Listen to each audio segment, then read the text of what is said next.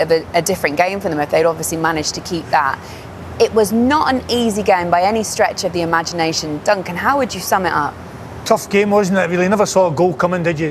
Didn't think that quality was there in the game at all. I think Canada were the better team. I think South Africa really struggled to get into the final third. They did a lot of possession in their own defensive third and never quite broke through. So I thought the best team won, even though I didn't see the goal coming. I think the substitutions made a difference in the game. Of course, one of the substitutes scored the goal. Kaz, it looked like we were going to go to extra time for a very long time, didn't it? It took a goal in the 92nd minute from Eustaquio. Yeah, that's why he's the Canadian hero and hero for us, because he was going to extra time, wasn't it? If I'm being brutally honest. But no, we waited and waited for a bit of quality, and it wasn't coming, and this guy then came up with the magic. I think South Africa, we gutted with how they defended the goal. I think they could have done a lot better. I think in the wide areas, you see Eustaquio there highlighted, the ball comes in, the clearance is really, really poor. Great finish from him, but you'll be really disappointed that he gets to run off the back of the South African midfielder, and obviously they don't pick up the second phase when this header is into the area where you don't want it to go, and then it's all about the finish. And that was that one bit of magic in the 92nd minute, Brad. Yeah, you see McQueen just falling asleep, but you're right, Kaz. We were asking for some quality in the final third for the whole game. Eustaquio turns out with it. He does it often for LAFC. He's a very technical player. If there's one player in this kind of game who you'd want that to drop to around the edge of the box, it's probably Steven Eustaquio. Great finish, big moment in this game. You've seen a lot of that in this tournament. Players not getting picked up on the edge of the box. Yeah. The defenders are ball watching. They need to pick them up. They stop watching the ball, go and watch the player. It's the player that scores the goal. It's laziness, Dunk, man. Yeah. Not in this game. In a knockout round, you have to empty the tank. Duncan, you'd mentioned even at half-time that you thought Canada had looked a little bit flat in this game. A wee bit. Look, I think they were still the better team, but I think they still struggled to put the ball in the net, didn't they? They had one or two opportunities in the first half and a few more opportunities in the second half. They were definitely the better team. Maybe they wasn't as good as they've been in the previous games because they've had the home advantage. Yeah. But I think the best team won, even though I didn't see a goal coming, to be honest with you. But they got one, didn't they? They did have a really good chance earlier on, which was in the second half, and a great goal line clearance from South Africa. It was set up, but I think this is what Jesse Marsh wanted. He wanted moments like this where they win the ball back and they can attack quick. You see Tani Oluwaseyi just darting through there, using his pace. Does well to hold off the defender, but he's met by a brilliant save. But in that defender, we spoke about Mbukazi before the game and his athleticism. He doesn't give up on a play. We're just talking about McQueen giving up on a play. He doesn't. If he doesn't make this tackle here, Jonathan David is running off with a tap in, probably just nods it in with his head. But then look at this. Just gets there first, wants it more, desire, and comes up with a big clearance to keep the score at levels. He's mad there with Davis, isn't he? Yeah, he thinks Jesse, he should have gone in with the head, right? Oh, that's unbelievable. I'm not sure what Jesse's going on about there. We waited this whole World Cup all through the group stages to see Alphonso Davies and see what sort of shape he's in. He came off the bench eventually. Dunk, what did you think? How did he perform? He did all right. I think he started well in the first 5 or 10 minutes when he came on, then he faded a wee bit. But he showed his quality right away when he got on the ball. He made a lovely forward pass into his striker who then sets it back. So he's a nice bit of quality. Obviously he's a class act, but it's going to take him time. It's going to take him time to get into the rhythm of the match and the games.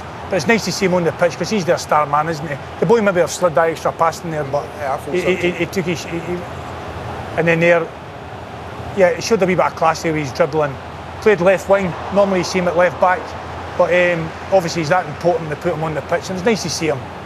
He definitely added something, didn't he? He did, but I think you're right, Duncan. I don't think he's 100% because I didn't see him put the burners on. No. He's got such an electric kind of sprint towards him, and obviously with a hamstring injury, there he's just a little bit hesitant, and they need him for that next game. Well, they do, because the next game is either going to be Netherlands or Morocco. That is going to be, whichever way round that is so tough for them. I would hope they learn from this game, and I think we'll all agree in here that they can't be as wasteful as they were when they're playing against, you're not playing Qatar every week without, in the most respectful way to Qatar. They're not going to give you 6 opportunities. I think Canada today created some stuff, got into situations where it just takes to slow down. Yeah. One more pass, better decision, shot on target, and they didn't do it enough. You're playing against Netherlands or Morocco, forget about it. You'll be out of that game before they'll need to maximise their chances against Holland or Morocco, won't they? Because they'll not get as many chances as they've got here tonight. They're only going to get 1 or 2 chances in that match because they'll be off the ball for the biggest part of the match. Canada first team through to the last 16. Last 16. We're going to get some quick reaction from the Canada camp and see exactly how they're feeling. I want to talk about you for a second, everything you've been through. Losing both of your parents a few years ago, your young daughter. I know you're in the moment. In the moments to come, in the years to come. How will you remember this? And how are you remembering your family in this moment? Yeah, everything I do is for my family, for my parents, for my girlfriend, for my daughter, for my brother, for my friends back home, for all of them. Canada says thank you, Stefan. I appreciate it. There you go, the goal scorer there. Just a quick bit of reaction, just to sum it all up. They are incredibly emotional. It means so much to them, doesn't it, to make it through to the next round? It does, but you see from the manager and his team talks, he's got to fire them up, and you've worked under him, haven't you? And that's what his game plan is about, because maybe they're not the most technical team. We saw they struggled a little bit tonight, but he has to galvanise the country and his team, right? Guys, if he's got one strength, it is galvanising and, you know, having an influence on players. He will make that Canada side think they can win the World Cup. He just does that. He has that ability to make you believe. He was definitely pumped up there, wasn't he? Yeah, there's and a lot to be of fair pressure to on him, he made a lot of substitutions in the second half. He put 5 on. Yeah. You know, there was a lot of Risky. time left, and he put the 5 on, so he went for it. He did. And it paid off. It's time for a very quick break, everyone. When we return, we're going to... In that interview afterwards, Thomas Tuchel was like, we knew we'd expect a tough game out of this lot. Do we expect another tough game for DR Congo? Yeah, it's going to be exactly the same. So all you England fans out there, be prepared. I'd like on the pitch for us to move the ball a bit faster. The players that Kaz are talking about, get them in isolation with the fullbacks earlier. So Rashford can not just cut inside and be predictable, maybe go down the line. From Tuchel, I'd like to see him choose now. If we're going to play against a low block, choose between Declan Rice or Elliot Anderson. Elliot Anderson was the only positive for me yesterday, apart from obviously the 2 obvious goals. Yeah. He was brilliant. He's not afraid, breaking lines, trying to find Jude in the pockets. And he was amazing. I think they got to choose between one of them and then play some more attacking players. Yeah, I mean, he's not going to say anything different, is he? You know what I mean? I've got an easy game coming up, or this was they're all tough games. He's going to say that, and he's not going to say anything different than that, isn't he? And they didn't perform very well, did they? They won the game. They got through to the next round, brilliant. There wasn't if they were free-flowing football. Panama had about 13 shots against England yesterday. They actually created chances themselves, which is a bit of a worry. You know what I mean, for that side of it. But they weren't free-flowing. He's not going to say anything different, is he? Yeah. Well, the thing is, though, I think England fans watching at home are probably going to lose a little bit of confidence, Kaz, that this is a team that can go deep in this competition. Do you think, or do you not agree?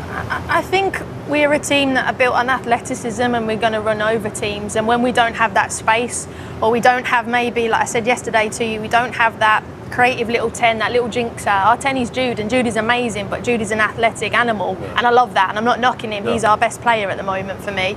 But it's someone that, a little jinxer that can open something up, a little bit creative. We don't have that in our armoury. That's why I like the Morgan Rogers move, but he weren't on the ball enough, didn't get turned enough, because when Morgan Rogers, when he gets turned, he's dangerous. He has an eye for goal, he's brave, he'll try stuff, but couldn't get him on the ball enough yesterday. No.